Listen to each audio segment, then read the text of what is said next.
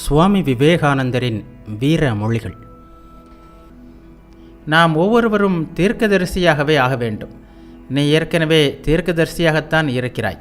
ஆனால் அதை நீ அறியாமல் மட்டுமே இருக்கிறாய். இதை நீ உணர வேண்டும். ஆன்மாவினால் சாதிக்க இயலாத காரியம் என்று எதுவும் இருப்பதாக ஒருபோதும் நினைக்காதே. அப்படி நினைப்பது மதத்திற்கு மிகவும் முரண்பட்ட கருத்தாகும். பாவம் என்பது ஒன்று உண்டென்றால் அது நான் பலவீனமானவன், நாம் பலவீனமானவர்கள் என்று சொல்வதுதான். கடவுள் இல்லாதது என்று எதுவுமே இல்லை என்று வேதாந்தம் சொல்கிறது. உயிருள்ள கடவுள் உனக்கு உள்ளேயே வாழ்ந்து கொண்டிருக்கிறார். அப்படி இருந்தும் நீ பல ஆலயங்களையும் சர்ச்சுகளையும் கட்டி கொண்டிருக்கிறாய். மேலும் எல்லாவிதமான கற்பனை பிதற்றல்களிலும் நம்பிக்கை கொண்டிருக்கிறாய். மனித உடலில் உள்ள மனித ஆன்மா ஒன்றுதான் வழிபட வேண்டிய ஒரே கடவுளாகும். எல்லா விலங்குகளும் கூட தெய்வத்தின் கோவில்கள்தான். ஆனால் மனிதனே இவற்றுள் மேலானவன்.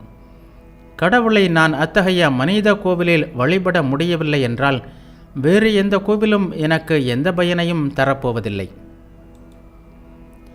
சமய சாதனையின் நுட்ப இரகசியமெல்லாம் கொள்கைகளில் இல்லை, அதை அனுஷ்டிப்பதில்தான் அடங்கியிருக்கிறது.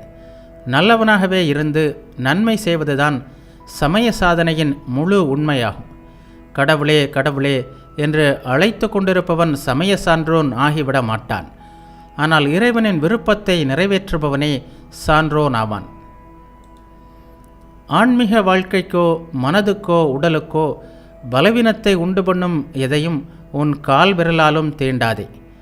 மனிதனிடம் இயற்கையாக புதைந்திருக்கும் ஆற்றலை வெளிப்படுத்துவதே சமய வாழ்க்கையாகும். எல்லையில்லாத சக்தி சுருள் சுருளாக இந்த சிறிய மனித உடலுக்குள் சுருட்டி அடக்கி வைக்கப்பட்டிருக்கிறது. அந்த சக்தி விரிந்து பறந்து கொண்டே இருக்கிறது. இதுதான் மனிதனுடைய வரலாறு, சமயத்தின் வரலாறு, நாகரிகத்தின் வரலாறு, முன்னேற்றத்தின் வரலாறு ஆகிய அனைத்துமாகும்.